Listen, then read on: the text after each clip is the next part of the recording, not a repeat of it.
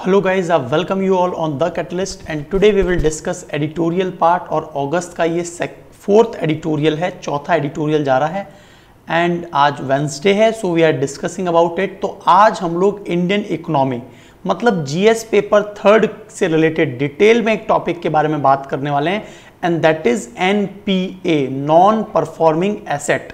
तो non performing asset क्या होता है, हम इस पर बात करेंगे। सबसे पहले ब्रीफ डिस्कशन देखेंगे और उसके बाद इसी पर आधारित दो आर्टिकल्स जो हैं उन पर हम लोग चर्चा करने वाले, right. So let's begin with the session. और ये आपके मेंस प्रीलिम्स के लिए बहुत ज्यादा इंपॉर्टेंट है, कॉन्सेप्चुअल सेक्शन है। आपको जरूर all the 6 question you must provide me in the mail, right. तो चलिए शुरुआत करते हैं। तो यहां पर देखिए, जो एनपीए होता है, नॉन परफॉर्मिंग एसेट, तो जब भी कभी कोई बैंक किसी को लोन देता है, फिर चाहे वो पर्सनल लोन हो या फिर किसी बहुत बड़ी कंपनी को लार्ज स्केल पर लोन दिया जा रहा हो, तो यहां पर लोन स्टैंडर्ड एसेट माना जाएगा जब तक यदि कोई व्यक्ति रेगुलर मंथली इंस्टॉलमेंट जो है लगातार पे करता जा रहा है, तो देयर इज नो डिले, तो कोई प्रॉब्लम ही नहीं है। लेकिन जो एसेट है उसे स्ट्रेस्ड एसेट कब माना जाएगा? उसे स्ट्रेस एसेट माना जाएगा यदि 1 से 90 दिन के बीच का जो डिले होना स्टार्ट हो गया। मान लीजिए पहले महीने की किस्त आई, मैंने चुका दी, सेकंड की किस्त आ गई, लेकिन पहले महीने का कवर हो गया, सेकंड की जब किस्त आई वो 1 दिन ऊपर हो रहा है, 2 दिन ऊपर हो रहे हैं। तो देखिए ये जो है, यदि 1 से 30 दिन का डिले होता है, 1 to 30 डेज, तो वो कहलाता है स्पेशल मेंशन अकाउंट जीरो।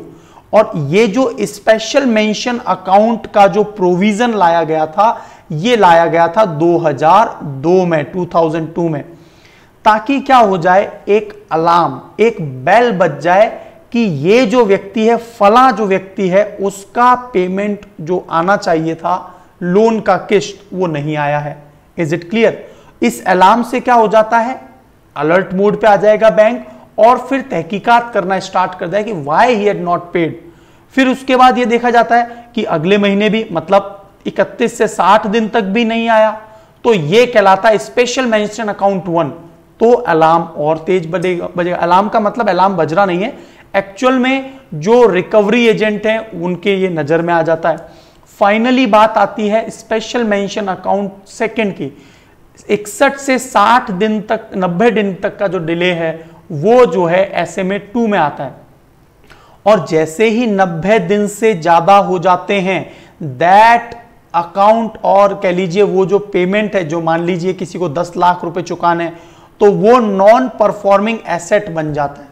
आपको पता होगा, अभी हम लोगों ने हाल फिलहाल में, पिछले इस पेंडेमिक से पहले, पूरे भारत के जो बैंक्स हैं उन पर 11.2% क्या था, नॉन परफॉर्मिंग एसेट था। तो नॉन परफॉर्मिंग एसेट्स को भी हम लोग सब डिवाइड करते हैं कि 3 माह से लेकर 12 महीने तक यदि नहीं दिया गया है तो सब स्टैंडर्ड एसेट। हो सकता है किसी रीजन से पे नहीं कर पा रहा हो, तो लगातार जो एजेंट्स होते हैं वो इनके संपर्क में रहते हैं। फिर डाउटफुल एसेट्स कब हो जाता है, जब 12 महीने से भी ज्यादा हो जाए, और फाइनली वो लॉस्ट एसेट के नाम से जाना जाता है। और फिर क्या होता है, कोर्ट केसेस और एटसेट्रा, बहुत सारे प्रोविजंस जो भी हैं वो स्टार्ट हो जाते हैं। तो this is a complete scenario of non performing assets. What are the special mention account? आपके लिए एक प्रश्न है, बहुत इंपॉर्टेंट क्वेश्चन है, सारफेसी एक्ट के बारे में जरूर आपने पढ़ा होगा। सारफेसी एक्ट है ना, सारफेसी एक्ट। सारफेसी एक्ट का आपको 2002 में जो आया था, जरूर इसके ऊपर एक शॉर्ट नोट लिख दीजिए, राइट। बहुत इंपॉर्टेंट है आपके एग्जाम के लिए, स्पेशली नॉन परफॉर्मिंग एसेट्स के लिए, रिकवरी के लिए, राइट। कंप्लीट डिटेल में सारफेसी एक्ट पर एक शॉर्ट नोट जरूर लिखिए। तो आज के जो ये दोनों आर्टिकल हैं, preventing the pileup NPAs 1 and preventing the pileup NPA 2, दूसरा वाला आर्टिकल भी एनपीए, नॉन परफॉर्मिंग एसेट से रिलेटेड है। दोनों ही आर्टिकल को लिखा गया है सी रंगराजन के द्वारा। And who is C Rangarajan? भूतपूर्व जो आरबीआई के गवर्नर है, आप लोग सिग्नेचर देखते ही हैं नोट्स पे।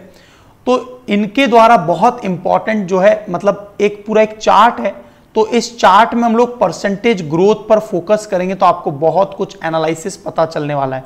So let me clear you, give me few minutes, कुछ मैं बेसिक बात करूं और उसके बाद इस चार्ट पर आएंगे ताकि हम डिटेल में इस कंपाइलेशन को समझ पाएं कि किस प्रकार से अभी पिछले दिनों में जो बैंक ने क्रेडिट दिया, क्रेडिट ग्रोथ, क्रेडिट देने का मतलब जो पैसा दिया गया वो कहां तो परसेंटेज में 2008 से 13 के बीच में बहुत इंक्रीज हुआ, धीरे धीरे बैंक जो है ना क्रेडिट देना ही कम कर दिया है। तो इन सब के पीछे कारण क्या है वो सब समझने की कोशिश करेंगे। चलिए तो यहां पर हम लोग आ जाते हैं टॉपिक पर। तो जो पहला आर्टिकल है, right, the first article is related to preventing the pile up of NPAs 1, non performing assets का जो पाइल अप है, जो अंबार खड़ा हो रहा है, इसे कैसे रोका जाएगा। Is it clear?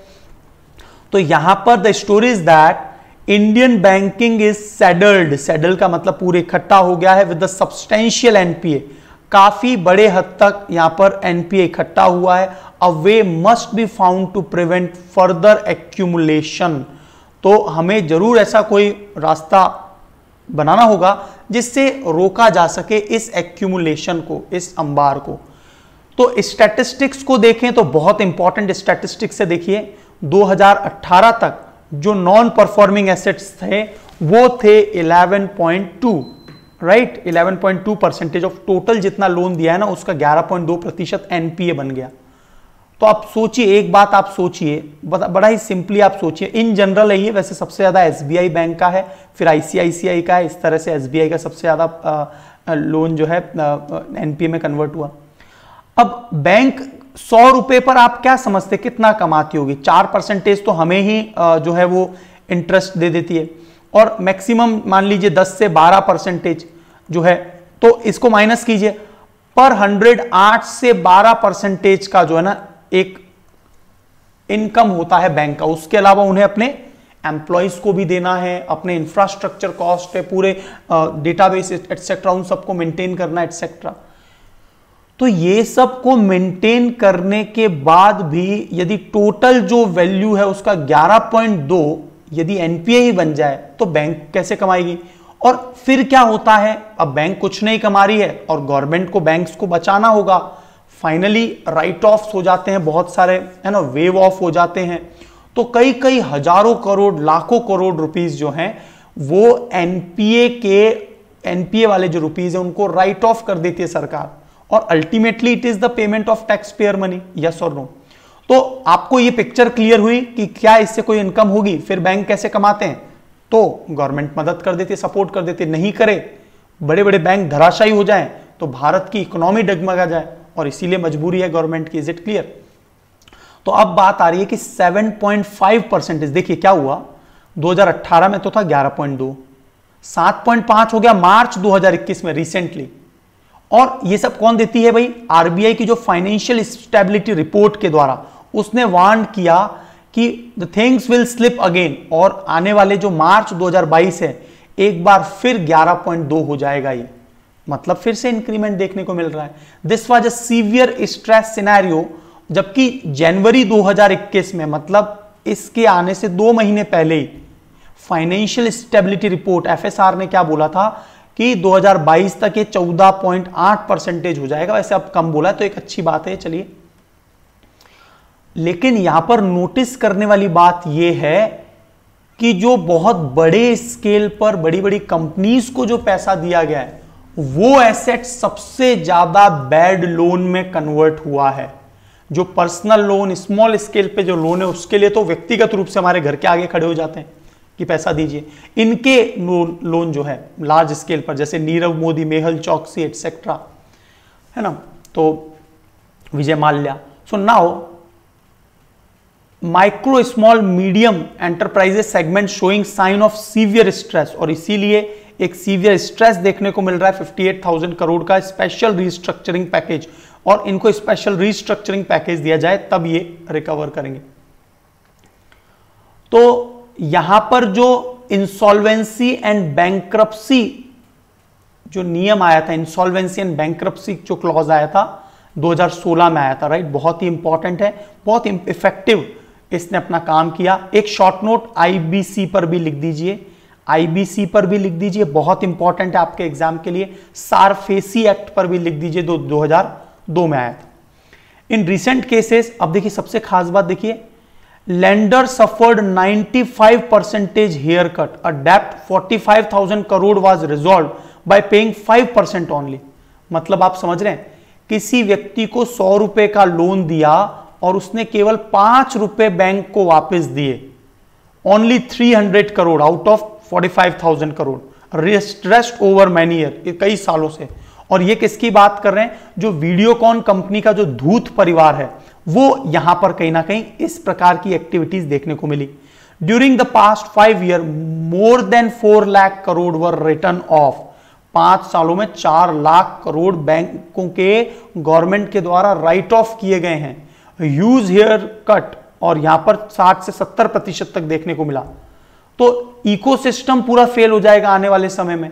Despite आईबीएफसी being enacted, इतना शानदार लॉ लाने के बाद भी कि इंसॉल्वेंसी एंड बैंक्रप्सी जो कोड है, इस सिस्टम के लाने के बाद भी this will demotivate all the genuine borrower in the future. जैसे मैं हूं, मैंने लोन लिया हुआ है मान लीजिए, तो मैंने जो लोन लिया हुआ है, मैं भी क्या सोचूंगा, जब यार इतने बड़े बड़े लार्ज स्केल पे लोन राइट ऑफ हो जाते हैं, जैसे आपने फार्मर्स वाले केस में देखा होगा, फार्मर्स के केस में बहुत ज्यादा लोन राइट ऑफ करती है government.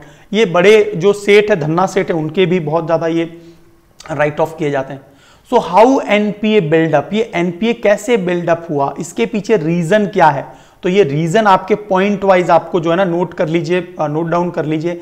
Lakhs credit standard, lakhs का मतलब क्रेडिट स्टैंडर्ड कोई प्रॉपर नहीं है। उसके बाद में देखिए एक्सेसिव लेंडिंग कर देते हैं। कोई एक नया एंटरप्रेन्योर एक बहुत शानदार कोई नई सेटअप बता देता है और उसको बोलते हैं एनिमल स्पिरिट। कोई नया एंटरप्रेन्योर एक ऐसी काबिलियत बता देता है कि ये मेरा जो बिजनेस है वो हाइक पे चला जाएगा। जैसे आजकल आप देख रहे हैं जोमेटो के अंदर बहुत ज्यादा निवेश आ रहा है, आपने देखा रिलायंस में बहुत ज्यादा निवेश आ रहा है। तो उसको देखते हुए, देखा देखी करते हुए बैंक बहुत ज्यादा लोन दे देते जब भी वो डिमांड करते हैं।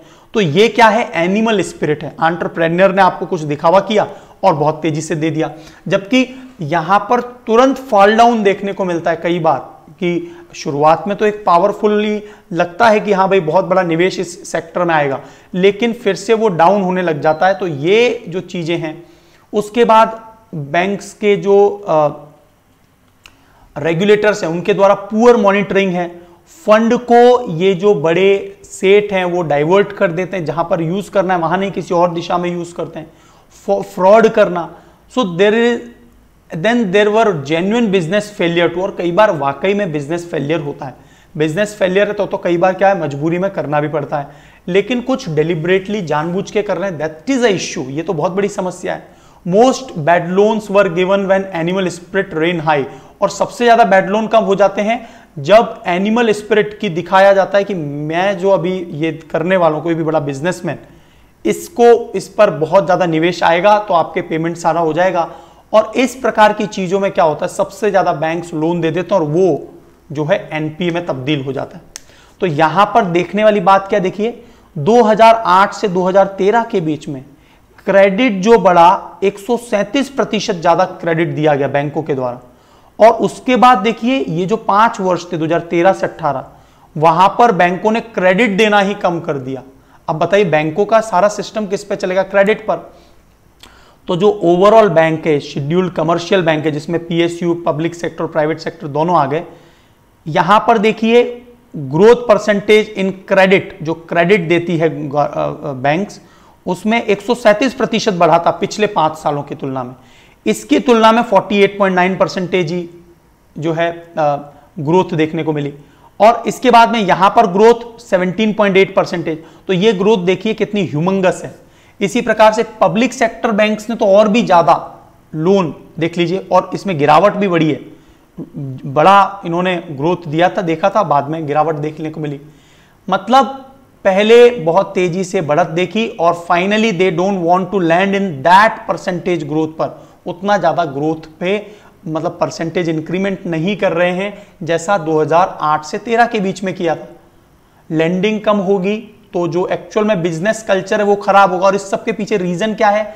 Banks don't want to be in the NPA order, bank कभी भी एनपीए में नहीं जाना चाहती और इसीलिए क्या है, बड़ा सिक्योरली फूक फूक के कदम रखती है। इसी के साथ में corresponding value of the credit growth of PSU bank, PSU bank में देख रहे हैं, मैंने आपको ऑलरेडी बता दिया कि 148 से 27 पर आ गया। 2008 से 18 से लेके 2013 से 2018 में केवल 27% ग्रोथ देखने को मिली। इसी प्रकार एक और चीज देखेंगे आप कि जो पावर और इंफ्रास्ट्रक्चर सेक्टर है उनको तो इन्होंने सबसे बड़े स्केल पर लोन दिया। देखिए आप पावर और इंफ्रास्ट्रक्चर, पावर सेक्टर में देखिए आप 255% ग्रोथ देखने को मिली, लोन इनको सबसे ज्यादा दिया। इंफ्रास्ट्रक्चर में 246% ग्रोथ देखी गई, क्रेडिट मतलब अवेल करवाया गया बैंकों के द्वारा इनको। पर्सनल लोन में 350 ग्रोथ देखा गया, लेकिन फिर देखा गया कि इनसे रिकवरी नहीं होता। तो देखिए आप लगातार ये है पावर सेक्टर में 26.8 रहा, उसके बाद 9.6% ग्रोथ देखा गया। क्यों? जहां से प्रॉपर रिकवरी नहीं होगा बैंक्स वहां पर लोन देंगे ही नहीं। यस और नो? तो ये कुछ पॉइंट्स हैं, इससे क्लियर कट बात पता चल रही है। So there were bout of credit access, बहुत ज्यादा क्रेडिट दिया गया, फॉलोड बाय डिक्लाइन, और फिर लगातार डिक्लाइन देखने को मिला, hurting both lenders and sector. और ये जो है लेंडर और सेक्टर्स दोनों को हर्ट कर रहा है। पर्टिकुलर सेक्टर्स बिल्कुल आप सोच सकते हैं किस प्रकार से गिरावट देखने को मिलेगी। क्रेडिट ग्रोथ मॉनिटरिंग, तो यहां पर आवश्यकता है कि dedicated credit growth monitoring system हो। Beyond a rate then regulator and bank board must take a note urgently. जैसे मैंने आपको एसएमए अकाउंट बताया, एसएमए अकाउंट की जो अलार्म बेल बजती है उसके साथ में जो है इन्हें, और यहां पर concentration of borrower groups is worrisome because only a few default can impair some banks tier 1 capital, regulator have to warn in advance. तो कुछ चुनिंदा लोगों को तो बड़े स्केल पर लोन मिल जाता है, बाकियों को नहीं मिलता, तो ये एक समस्या आ रही है। तो यहां पर सी रंगराजन ने एक फ्रेमवर्क बताया है और उससे बोला है 3C फ्रेमवर्क। और ये क्या है? Character, capacity and capital. बहुत ही इंपॉर्टेंट पॉइंट है ये। उन्होंने 3 फिगर बताए हैं और इन 3 टेक्निक के आधार पर आप बना सकते हैं स्ट्रॉन्ग क्रेडिट अप्रेजल टेक्निक, जिससे क्या होगा, क्रेडिट अप्रेजल का मतलब है कि क्रेडिट में दिक्कत ना आए। तो सबसे पहले तो आप कैरेक्टर देखिए। कैरेक्टर किस हिसाब से देखते हैं? सिबिल। सिबिल जो होता है, देखिए कुछ ऐसे भी होते हैं जिनके पास सब कुछ है लेकिन वो बैंक को पैसा नहीं देना चाहते हैं, मतलब पैसा होने के बावजूद वो पैसा नहीं देना चाहते। दीज आर विलफुल डिफॉल्टर, और इन्हीं के लिए IBC कोड जो लाया गया था, इंसॉल्वेंसी एंड बैंक्रप्सी कोड। तो उसमें क्या होता है इंसॉल्वेंसी बैंक्रप्सी कोड में कि गवर्नमेंट फिर सीज करना स्टार्ट कर देती है इनके जो एसेट्स होते हैं, घर, मकान इत्यादि सबको। Character is toughest to evaluate, ये सबसे टफेस्ट भी है कैरेक्टर को इवेल्युएट करने में। आप क्या देखेंगे, बैंक आगे होके जिस व्यक्ति को लोन चाहिए उसे लोन नहीं देती है, जिसके पास क्रेडिट वैल्यू बहुत ज्यादा होती है, जो हो सकता है बाद में विलफुल डिफॉल्टर भी बन जाए, फिर भी जो बैंक से उसके पीछे पड़े रहते हैं कि आप लोन ले लीजिए, आप लोन ले लीजिए। तो ये अपने आप में एक सिनेरियो और नेगेटिव है। फाइनली उसे लगता है खुद ही तो लोन दे रहे हैं और फिर बाद में हम लोग विलफुल डिफॉल्टर, हजारों करोड़ रुपए का इस प्रकार से नुकसान हुआ है। In past 4 years 4 lakh crore went into drain as wilful default. 4 lakh crore जो है विलफुल डिफॉल्टर। ये विलफुल डिफॉल्टर कौन होते हैं? आम छोटा आदमी नहीं होगा, ये हमेशा बिजनेसमैन होंगे। ठीक है। So such conduct risk can overwhelm all other risk, और इसलिए क्या है, इस प्रकार के जो रिस्क है ये सबसे ज्यादा खतरनाक रिस्क है, और इसी पर ही सबसे ज्यादा फोकस करने की बात की है सी रंगराजन ने। इसके बाद दूसरा पॉइंट है, बैंक में over estimate the ability of entrepreneurs to run complex business in this VUCA world. VUCA क्या है? देखिए जो मैंने आपको भी बताया, एनिमल स्पिरिट, और एंटरप्रेन्योर्स को शो ऑफ करते हैं, ज्यादा लोन मिल जाता है। ये वर्ल्ड वॉलेटाइल है, अनसर्टेन है, कॉम्प्लेक्स है और एम्बिग्यूअस है। ये दोनों टर्म्स याद रखना आप। 3C framework for NPA which is provided by C Rangarajan, है ना, आप नाम को कोट कर सकते हैं। और VUCA world, volatile, uncertain, complex and ambiguous. तो यहां पर ओवर एस्टिमेट जो एबिलिटी है of the entrepreneur to run complex business, तो कॉम्प्लेक्स बिजनेस जब एंटरप्रेन्योर्स रन करते हैं तो उन पे बहुत ज्यादा पैसा लोन दे देना, it is not a right way. Is it clear? ये सही तरीका नहीं होगा। Many forensic report now shows how borrowers did not bring in enough capital and kept circulating debt from one bank as equity in another project। तो यहां पर एक bank से लेकर दूसरे बैंक और इस प्रकार से साइकिल चला के रखते हैं। और इन तो ये जो फॉरेंसिक रिपोर्ट है, फॉरेंसिक रिपोर्ट का मतलब वो डीएनए रिपोर्ट नहीं, इनके जो अकाउंट्स, पेमेंट, लेन देन की जो फॉरेंसिक रिपोर्ट है वो पूरी तरह से एक फ्रॉड के तौर पे चला रहे, तो उसको प्रॉपरली मेजर किया जाए, तो कैपिटल को देखा जाए। इनकी जो कैपेसिटी है वहां पर आप ये वू का वर्ड याद रखेंगे। So this is for capacity, B point, C point is for capital and first point is for character. ये 3 पॉइंट आपके एग्जाम के लिए यदि आप कोट करेंगे, डेफिनेटली फॉर एनपीए रिलेटेड कोई क्वेश्चन आता है आपको बहुत मदद करेगा। सो समरी क्या है? Summary is that clearly comprehensive monitoring की आवश्यकता है।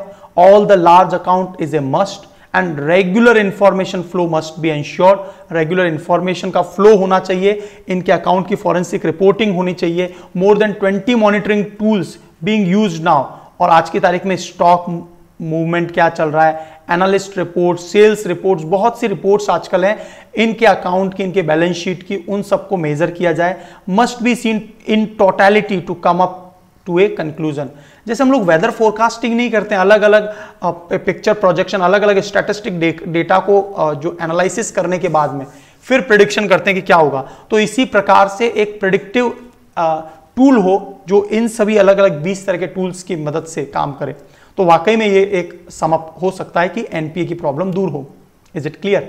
आई थिंक ये आर्टिकल आपको बहुत अच्छा लगा होगा एंड सी रंगराजन ने लिखा है डेफिनेटली कि आपके एक इकोनॉमिक पर्सपेक्टिव को बहुत ज्यादा बढ़ा देगा। So there are 3 questions, 1, 2 and 3। इनको इसके आधार पर on this basis do right कि भाई explain what are the essential of good banking approach to issuing credit to borrower in light of NP experience. जो इन बैंकों का एनपी एक्सपीरियंस रहा है, किस प्रकार के आवश्यक बैंकिंग अप्रोच को अप्लाई करना चाहिए जब क्रेडिट देने वाली होती है बैंक। Is it clear? पहला प्रश्न इस पर है, what are the key reason for massive NPA load. इतना एनपीए लोड कैसे बढ़ गया? Indian banks are saddled with, what can be done to alleviate the same in coming year. कैसे इस चीजों को कम किया जा सकेगा, एलिविएट किया जा सकेगा। And third question is related to conduct capital and capacity, या कह लीजिए कैपेसिटी और capital formula for assessing the credit worthiness of the borrower. Explain point wise. तो ये फॉर्मूला कैसे काम करेगा, इस पर यदि आप नोट लिख देंगे कहीं ना कहीं आपको मदद करेगा। आप अपने इंटरव्यू में आपसे हो सकता है कभी क्वेश्चन पूछ लिया जाए एनपीए के लिए क्या सॉल्यूशन बताएंगे आप, ठीक है। सो यहां पर सेकंड आर्टिकल भी रिलेटेड है एनपीए से ही, एक कंप्लीट कॉन्सेप्ट आपको क्लियर हो जाएगा यहां पर। So preventing the pileup of NPA second, preventing the pileup of NPA second, और ये इंडियन इकोनॉमी से रिलेटेड है, वही सेम चीज। तो गिविंग अप कोर रिस्पॉन्सिबिलिटी, तो यहां पर सी रंगराजन कहते हैं कि जो कोर रिस्पॉन्सिबिलिटी है वो किसको दी जा रही है आजकल? CMAS, credit monitoring agencies. आजकल क्या कर दिया है बैंकों ने, सभी bank, many of the bank has now started outsourcing their credit monitoring work via CMAS। और इसकी मदद से क्या कर रहे हैं वो लोग कि किसी एक एजेंसी को ये काम दे दिया जाता है और उनके पास 63 आइटम्स चेकलिस्ट के होते हैं, उस पर टिक वगैरह करवाकर ये लोग जो है एस्टिमेट करते हैं, और जो कंप्लायंस है कि कब तक पेमेंट आ जाएगा, और केवल ये चेकबुक चेकलिस्ट जो होती है उन्हीं पर चेक करवाते रहते हैं। तो अब ये जो पॉइंट्स हैं, क्या इससे कोई कंक्लूजन निकलेगा, क्या रिकवरी हो पा रही है? क्योंकि चेकबॉक्स से तो केवल वो अपना फीड देता है, एक व्यूज देता है। तो यहां पर जो एक्चुअल सिग्नल है वो, और वो वाकई में देना चाहता है नहीं, मतलब noise and signal with gate mixed. तो ये पता ही नहीं चल पाया कि वाकई में वो पेमेंट करना चाह रहा है नहीं करना चाह रहा, चेकबुक्स की मदद से कैसे पता चलेगा। और क्रेडिट मॉनिटरिंग एजेंसीज को बहुत बड़े स्केल पर इन्होंने अपना एनपीए की रिकवरी के लिए जो है, ठीक है, तो to address the NPA related problem. तो एनपीए रिलेटेड प्रॉब्लम के लिए एक सॉल्यूशन तो आया था MSMA, राइट, है ना, special mention account. SARFAESI act भी है इंपॉर्टेंट। फिर इंसॉल्वेंसी एंड बैंक्रप्सी कोड है। इसके अलावा क्रेडिट मॉनिटरिंग एजेंसीज है, बहुत सारे बैंक हैं, राइट। फाइनेंशियल स्टेबिलिटी रिपोर्ट्स में बहुत कुछ पता चलता है। तो ये सभी जो रिपोर्ट्स हमने टेक्निकल टर्म्स पे बात किए, इन सभी को आपको रेगुलर बेसिस पर जो है शॉर्ट नोट्स लिखिए ताकि आपको एकदम पिक्चर की और ज्यादा क्लैरिटी हो सके। This is not possible when bank outsource such task. और ये पॉसिबल नहीं है कि कब बैंक आउटसोर्स करें और इसका एक्चुअल फिगर आउट हो पाए, तो ये एग्जैक्टली पता नहीं चल पाता।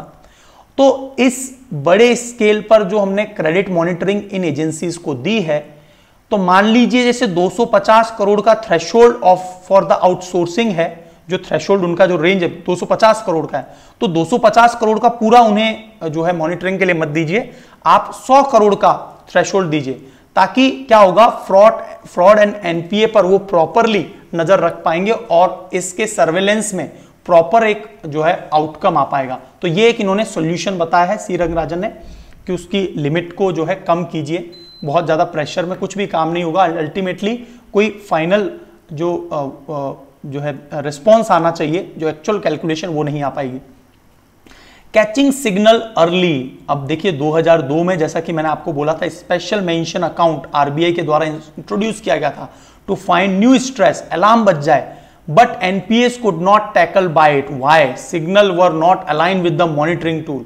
तो जो मॉनिटरिंग के टूल हैं वो सिग्नल इनके साथ अलाइन नहीं थे, and a deeper root cause analysis is now needed. तो अब हमें केवल एसएमए या फिर दीज क्रेडिट मॉनिटरिंग के अलावा और भी कुछ बिंदुओं पर काम करना होगा, और उनमें से एक है व्हेन टू गिव रेगुलेटरी फोरबियरेंस, कब नियामक छूट दी जाती है। अभी इस पेंडेमिक के दौरान आपने देखा ना, पूरे 1 साल की छूट वगैरह दी गई कि आप बाद में लोन को चुका लेना एटसेट्रा। तो कब कब ये फॉरबेरियंस दिया गया, तो ये तो मैं भी छूट बात कर रहा हूं इन जनरल पेंडेमिक के दौरान, लेकिन कई बार क्या होता है, जैसे यहां पर एक एग्जांपल दिया है आपको कि स्टील का प्राइस जो है वो अचानक से $300 पर चला जाता है 2012 में, फ्रॉम $1000 पर टन। तो जब ये क्रैश होता है तो मैनी यूनिट्स, बहुत सारी यूनिट्स बैंकरप्ट हो जाती हैं और सोल्ड ऑफ हो जाती हैं, बिक जाती हैं। तब insolvency and bankruptcy code with major haircut, तो वो उसको कुछ मदद करते हैं या फिर उनको बोलते हैं कि आपसे बाद में लोन ले लिया जाएगा, इस प्रकार का जो पेमेंट आप बाद में कर दीजिए। देन स्टील रोज अगेन 1000 पर टन, ये एक साइक्लिक डिक्लाइन है। तो हमें ये पता होना चाहिए कि अलग अलग प्रकार के डिक्लाइन क्या हैं, केवल और केवल एसएमए अकाउंट से या फिर ये मॉनिटरिंग एजेंसी जो लाइनअप विद नहीं है, इनसे काम नहीं चलेगा। कब कब ये सिक्लिकल डिक्लाइन देखा गया, कब कब इन्होंने रिकवरी की, जब रिकवरी की तो प्रॉपर तरीके से, जब ये रोज हो गया $1000 पर आ गया तो उनको रिकवर करना चाहिए था। तो ये कहलाता है साइक्लिक, डाउन हो रहा है, अप फिर डाउन, तो ये साइक्लिक है। Is it clear? तो एक तो हो गया रेगुलेटरी जो छूट मिलती है वो साइक्लिक डिक्लाइन को नोटिस करना। दूसरा देखिए एक और नोटिस हमें करना चाहिए, वो है सेक्युलर डिक्लाइन। तो यहां पर ये 2 पॉइंट आपके लिए बिल्कुल नए आ गए। एक तो है सिक्लिकल डिक्लाइन, आपसे पूछा जा सकता है what is the cyclical decline and secular decline in terms of NPA. NPA के रेफरेंस में ये दोनों क्या हैं, तो आप कैसे आंसर देंगे? तो यहां पर आई थिंक आपको ये बात समझ में आ गई होगी। तो सेक्युलर में देखेंगे तो आप पावर सेक्टर का देखिए, वेंट इनटू रेड, अभी हाल में क्या हुआ, पावर सेक्टर को लोन वगैरह भी नहीं मिला, पावर के प्राइसेस भी क्रैश हो गए थे, नेवर, कभी भी रिकवरी नहीं हुई। और उसके पीछे एक और कारण था कि रिकवरी कभी होगी भी नहीं, क्योंकि रिन्यूएबल एनर्जी तेजी से आ रही है और फॉसिल फ्यूल बेस्ड जो प्रोड्यूसर है उनका अपने आप में डार्क फ्यूचर। और आप तो इसमें देख सकते हैं रिलायंस भी कैसे इंटरेस्ट दिखा रहा है रिन्यूएबल एनर्जी में, अमेजॉन, सारी बड़ी कंपनीज अब क्या है रिन्यूएबल एनर्जी में, इलॉन मस्क इंटरेस्ट दिखा रहे हैं। तो यहां पर ये जो है एक सेक्युलर डिक्लाइन है। सेक्युलर का मतलब किसी एक विशेष रंग में वो रंग गया, मतलब अब रिन्यूएबल एनर्जी का दौर आ गया। तो ये दौर भी तो चेंज होते हैं, और तब ये जो डिक्लाइन हुआ है तब ऑब्वियसली क्या करेगी, बैंकों को छूट देना पड़ेगा गवर्नमेंट के प्रेशर में उस पूरे के पूरे इंफ्रास्ट्रक्चर को बचाने के लिए, है ना। तो वो गवर्नमेंट को बचाना भी पड़ेंगे ना देश के जो इंफ्रास्ट्रक्चर है। तो बहुत सारी मजबूरियां होती है गवर्नमेंट के, आई थिंक आप समझ भी रहे होंगे साथ में। सो सम सॉल्यूशन क्या है, reduce the time gap between idea and implementing the risk based supervisor. जो रिस्क बेस्ड सुपरवाइजर है उसके टाइम गैप को कम किया जाए, जल्द से जल्द पता चले इस चीजों का कि कौन इस प्रकार का कंडक्ट उनका ठीक नहीं है। Exchange of officer with bank, बैंकों के जो ऑफिसर से बहुत अच्छे हैं उनको एक्सचेंज किया जाए ताकि वो उन चीजों को मॉनिटरिंग प्रॉपर कर सकें। अलग अलग व्यक्तियों का अपना एक्सपर्टाइजेशन होता है, उन्हें स्पेशल इन्वाइटीज के रूप में बुलाया जाए अलग अलग बैंकों से। आरबीआई के अधिकारियों को भी मूव किया जाए। Even specialised branches set up by banks, कुछ जो है ना स्पेशलाइज्ड ब्रांचेस भी बनाई गई थी फॉर कॉर्पोरेट और इंडस्ट्रियल फाइनेंस के लिए। लेकिन आप देख रहे होंगे जो इंडस्ट्रियल बैंक ऑफ इंडिया जो था आईडीएफसी है ना, वो भी पूरी तरह से डूबा है ना। जो एक minute 1 second, the bank name is very important, IDBI, मैं माफी चाहता हूं, दैट वाज आईडीबीआई है ना। डेडिकेटेड ब्रांच भी तो बनाई गई थी, industrial development bank of India. तो इंडस्ट्रियल डेवलपमेंट बैंक्स जो हैं ये भी बनाए गए, लेकिन इनका भी एनपीए बहुत ज्यादा बढ़ गया। तो आरबीआई ने कुछ मेजर्स बताए और वो मेजर्स अगेन आपके एग्जाम के लिए इंपॉर्टेंट है क्योंकि आपको सॉल्यूशंस, ज्यादा से ज्यादा सॉल्यूशंस पे काम करना होगा। तो इसमें एक सॉल्यूशन क्या बोला है आरबीआई ने, क्या दिया है, enhance role of independent directors. Independent directors हो है ना, बोर्ड से बहुत रिलेटेड डायरेक्टर्स होंगे तो उनको तो पता है कि किसको लोन दे देना है, वो अपने फ्रेंड को ज़्यादा से ज़्यादा लोन प्रोवाइड कर देते हैं। जैसे यस बैंक में जो राणा हैं उन्होंने प्रोवाइड किया, आपको याद आ रहा होगा यस बैंक का एग्जाम्पल। और यस बैंक का कैपिटलाइजेशन बहुत आकाश में चला गया था, आपको याद आ रहा होगा। लेकिन अब धीरे धीरे वो पूरी तरह से कोलैप्स्ड हो गया बैंक और सरकार को मदद करनी पड़ी क्योंकि सरकार किसी बैंक को डूबने नहीं दे सकती, अदरवाइज जो इंटीग्रेटेड बैंक से वो डूबने लगेंगे। जिस प्रकार से हाउसिंग फाइनेंस क्राइसिस हुआ था 2002 से स्टार्ट हुआ था और फाइनली अंतरराष्ट्रीय लेवल पर जो एक मंदी आई थी, तो उसके पीछे कारण वही था। ठीक है, manners of appointment and reconstitution and chairing of committees, कि जो क्या मैनर तरीके को इस तरह से सुधारा जाए, मीटिंग फ्रीक्वेंसी में तेजी लाई जाए, नोटिस किया जाए चीजों को मैक्रो स्केल पर। नो कॉन्फ्लिक्ट ऑफ इंटरेस्ट, हाँ कॉन्फ्लिक्ट ऑफ इंटरेस्ट ना हो किसी व्यक्तिवाद में, मतलब जैसे राणा ने अपने फ्रेंड्स को इतना ज्यादा लोन दे दिया तो वो ना हो। रिलेटेड पार्टी ट्रांजैक्शन स्क्रूटनी, और रिलेटेड पार्टी के जो ट्रांजैक्शन है उसकी भी स्क्रूटनी हो जो संबंधित है। Sadly, many non-executive chairman position and directors too were vacant for so long. तो बहुत सारे non executive chairman positions vacate है, उससे भी क्या हो सकती है, एक सर्वेलेंस सिस्टम बनाया जा सकता है। So effective implementation isn't happening, something the BBB has to now ensure. तो एक बहुत इंपॉर्टेंट एजेंसी आ गई है, एक और नाम इंपॉर्टेंट आ गया है, बैंकिंग बोर्ड ब्यूरो। क्या है ये, विनोद राय इसके पहले अध्यक्ष थे। विनोद राय आपको याद आ रहा होगा जिन्होंने टेलीकॉम घोटाला जो कांग्रेस के द्वारा था उसका जो भांडा फोड़ा था वो भी विनोद राय थे। कोलगेट वाली जो बात आई थी, फाइनली किसी को भी जेल नहीं हुई, कुछ भी नहीं हुआ, कोई रिकवरी नहीं हुई, लेकिन आपको याद आ रहा होगा तो वो बैंकिंग बोर्ड ब्यूरो। तो यहां पे सो effectively implementation isn't happening, sometime the BBB has now ensure. तो बीबीबी को ये सब इंश्योर करना चाहिए। 30 रिस्क लिस्टेड, बहुत सी रिस्क लिस्टेड की गई है, कौन कौन सी रिस्क है। और new government advisory has a list of 30 risk but actually just 1 risk, एक ही रिस्क है और वो है कंडक्ट रिस्क। उस पर सबसे ज्यादा ध्यान दे दीजिए और यही सबसे इंपॉर्टेंट है, ओवरशैडो ऑल अदर्स। तो कंडक्ट रिस्क आपको पता चली गई है। Proof is the recent major failure in some large NBFC, जिसमें मैं यस बैंक का एग्जांपल दे रहा था आपको कि बहुत बड़े बैंक का फेलियर हुआ, गवर्नमेंट को मदद करनी पड़ी। बताइए, कैपिटलाइजेशन इतना तेजी से बढ़ने लग गया। उनके पेंडेमिक के दौरान आपको याद आ रहा होगा डिमोनेटाइजेशन का समय आया, जीएसटी का समय आया, सभी बैंकों के जो क्रेडिट, लोन क्रेडिट थे वो लगातार डिक्लाइन होते गए। अच्छा, वैसे एक और बात यहां पर है कि ये जो 2000 आपको एक पॉइंट नोट करना होगा कि जो 2018 से 2013 के बीच में जो डिक्लाइन हुआ है, इसके पीछे एक मेजर कारण क्या है, demonetisation and GST is the major reason. और फाइनली अब क्या आ चुका है, पेंडेमिक। तो ओवरऑल क्या है, पूरी क्रेडिट कल्चर ही भारत का खराब हुआ है इन 2-3 स्टेप्स के कारण। चलिए, तो यहां पर recent major failure in banks के, तो उन दिनों में भी यस बैंक जो है 2017-18 में इतने तेजी से लोन कैसे दे रहा था, क्या आरबीआई की उस पर नजर नहीं की? बहुत ज्यादा लेक आर्टिकल्स उन दिनों में इस पर लिखे गए थे। So clearly board have failed in their basic duty given the NPA pileups, और उन्हीं के कारण बोर्ड्स ने अपना प्रॉपर काम नहीं किया और पाइलअप हो गया इतना ज्यादा।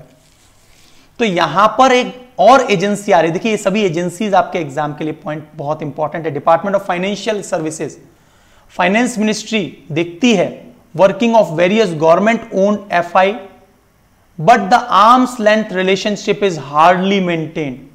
आर्म्स लेंथ का मतलब क्या है कि बिल्कुल पास में, निकट में रहे। मतलब ये कि जो डिपार्टमेंट ऑफ फाइनेंस सर्विसेज है वो अलग अलग बैंकों से बिल्कुल निकटता बनाए रखे और चीजों को जज करती रहे कि भाई हो क्या रहा है, सारा का सारा मैक्रो स्केल पर देखती रहे कि कौन से अकाउंट में क्या दिक्कत आ रही है और कौन पेमेंट कर ही नहीं रहा और किसने फ्रेंडली तरीके से किसी को लोन ज्यादा दे दिया।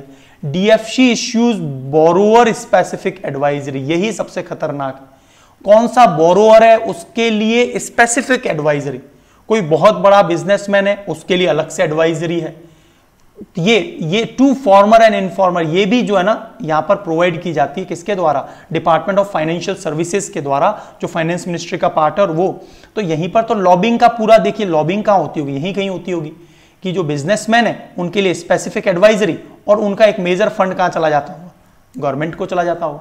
आज से नहीं तो सालों सालों से लॉबिंग चल रहा है। If this distance cannot be maintain, तो यहां पर एक डिस्टेंस होने की बहुत आवश्यकता है। किसके बीच में? बोरोअर, प्रोफेशनलिज्म यही है कि बोरोअर और बैंक के बीच में एक डिस्टेंस हो कि लोन दिया है तो उसकी प्रॉपर रिकवरी हो। यहां पर सॉफ्टनेस नहीं आनी चाहिए कि भाई रिलेशन है, रिलेटिव्स हैं, एटसेट्रा।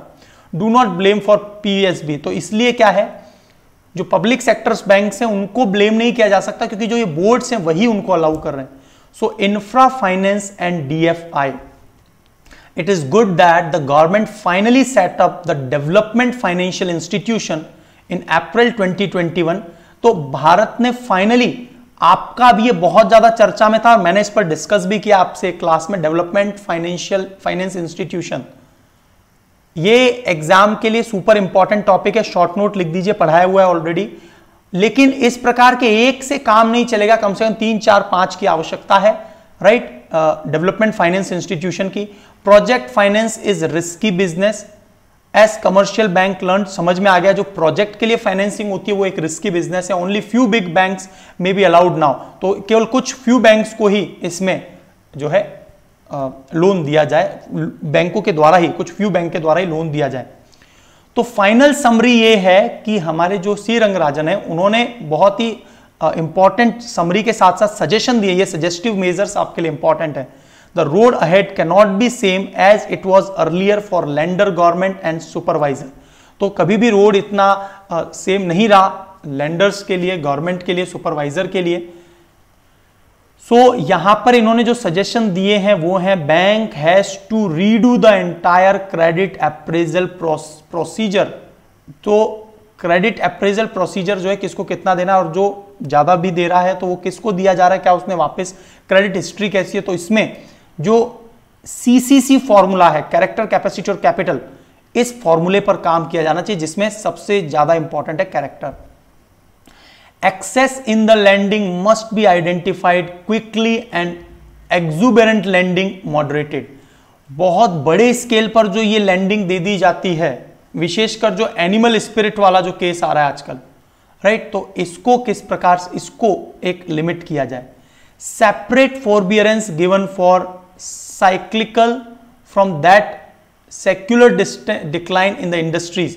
तो हमने जो सिक्लिकल और सेक्युलर डिक्लाइन देखा, पावर सेक्टर में रिन्यूएबल एनर्जी के कारण सेक्युलर डिक्लाइन, और सिक्लिकल मैंने आपको बताया था जो 1000 करोड़ से जो है 300 करोड़ पे आ जाए, $300 पे आ जाए, $1000 से $300 पे आ जाए पर टन। तो उस केस में जो ये फॉरबियरेंस है, जो छूट है, वो उसको कैसे सेपरेट करो और कैसे नोटिस किया जाए। तो यहां पर इसको नोटिस करना और उसके हिसाब से प्रॉपर डिसीजन लेना। Board role must be strengthen, जो बोर्ड है उसका जो रोल है वो और भी ताकतवर होना चाहिए, बोर्ड डिपार्टमेंट हो, right? And government must stop giving customers specific advisory and focus on the broad policy only. तो गवर्नमेंट को जरूर जो कस्टमर स्पेसिफिक एडवाइजरी जो है, अलग अलग कस्टमर के लिए अलग अलग एडवाइजरी है, तो उसको जरूर स्टॉप करना चाहिए। सो this is the final summary. Is it clear? तो ये आपके सामने स्क्रीन पर 3 प्रश्न हैं। दीज आर, ये आपको जरूर मुझे बताने हैं। आई थिंक आपको पूरी पिक्चर क्लियर हो गई होगी, एनपीए, उसके सजेशन, और ये जो 5 पॉइंट्स हैं कि कस्टमर स्पेसिफिक एडवाइजरी में आपको ऑलरेडी मेंशन कर चुका हूं क्या होती है। कस्टमर कस्टमाइज कर दिया, कैसा कस्टमर है उसके आधार पर लोन की कंडीशन चेंज कर दी, ये ठीक नहीं है, राइट। सबके लिए कॉमन एंड प्रोफेशनलिज्म होना चाहिए, फ्रेंडली एनवायरनमेंट की आवश्यकता नहीं है यहाँ। Bank should be professional, like जैसे यस बैंक में राणा ने किया है ना, और बोर्ड्स को स्ट्रेंथन करना हो, तो ये सारे पॉइंट्स आपके लिए बहुत ज्यादा इंपॉर्टेंट है। तो एक तो सबसे इंपॉर्टेंट बात आ गई कि department of financial services DFC in Indian bank, इसका क्या रोल है, एक्सप्लेन कर दीजिए। What can it be, speculate. Second point है project finance in the infrastructure has been dangerous exercise.